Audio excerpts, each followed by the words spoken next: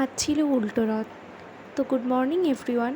প্রত্যেকদিন সকালে chia seeds জল খেয়ে পড়তে বসলাম। তারপরেই মা দিল গোলা রুটি আর একটা ডিম ভাজা, সেটা খেলাম। খেয়ে মায়ের পুজো দেখছিলাম। মা খুব সুন্দর গান করে পুজো দেয়।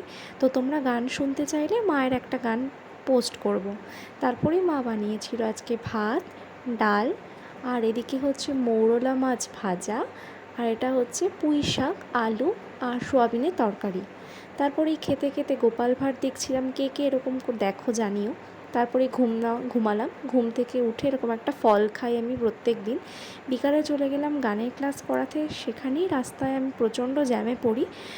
দেখছিলাম খুব বড় বড় রথ নিয়ে সবাই বেরিয়েছে, খুব আনন্দ। বাড়ি ফিরলাম, ফিরে দেখছি এরকম একটা ছোট্ট একটা বিড়াল বাড়ির সামনে বসে রয়েছে। তারপরে রাত্রে ডিনার করে নিলাম, রুটি আর পালং শাকের তরকারি।